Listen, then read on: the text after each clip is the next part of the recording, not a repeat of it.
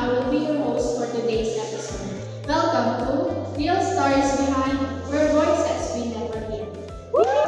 Today, we're opening a difficult and sensitive conversation.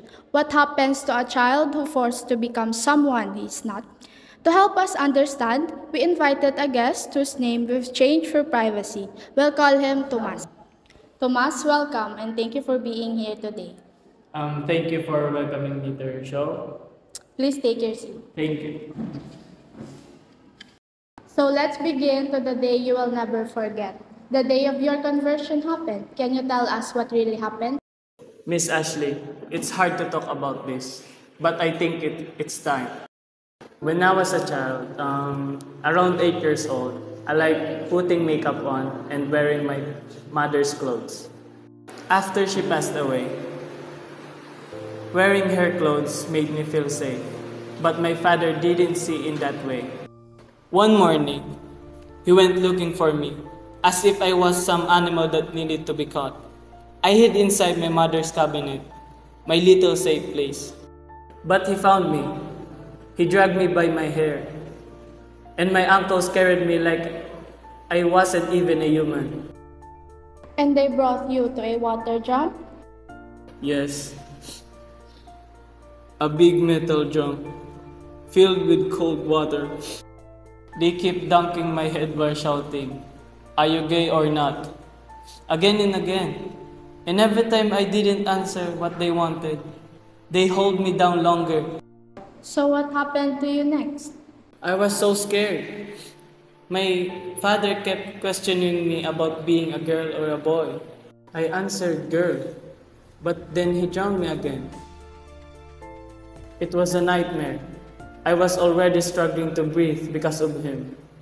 But before that, we will have a quick short break.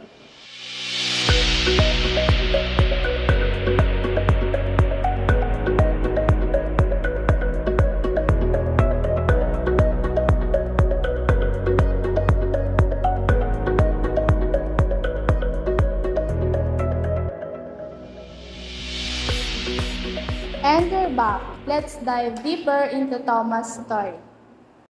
Many children grow up being told to act like a man before they even understand themselves. How did this incident affect you as you grow older?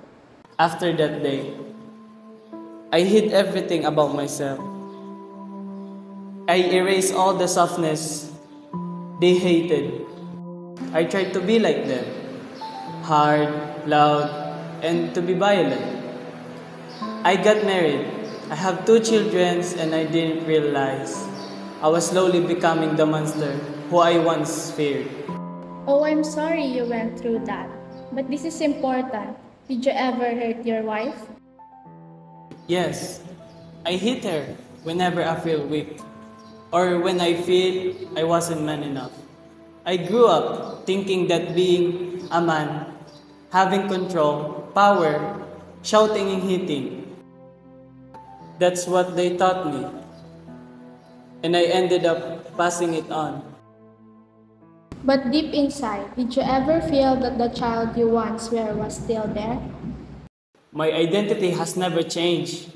It never left. When the nights are quiet, I see him, that little boy in the drum filled with water. Bubbles coming out of his nose like flowers. He's drowning. And even in my dreams, I tried to save him, but I never can. So I drink alcohol instead. It helps me forget, even just for a little while, all the pain I went through. Thomas, would you say that conversion killed the real you? They didn't teach me how to be a man. They teach me how to disappear. Sometimes, when I look at my children, I feel terrified. I don't want them to be like me. I don't want them to go through what I've been through. The fear, the pain, the feeling or not being allowed to exist who you are. If you could go back in time and face the little boy inside that drum, what would you tell him? I tell him, you are not wrong. You never deserve any of that. You shouldn't have to be hurt to be right or accepted. I wish I could go back in time and let him know he doesn't have to die inside just to be seen and to be loved by those who should love you. Thomas, thank you for sharing your own story. I'm sure that many viewers today may see themselves in your journey. For those children who experience abuse and trauma, Thomas' courage shows that it's possible to survive, to heal, and to reclaim who you are. Let this story inspire all of us and to keep fighting for what is right and to protect the innocence and identity of every child. But let this be clear to everyone's watching. No one has the right to destroy a child's identity. True strength isn't violence. It's acceptance, love, and understanding. Thank you, Real Stories Behind, for letting my story be heard all across the world. Thank you so much.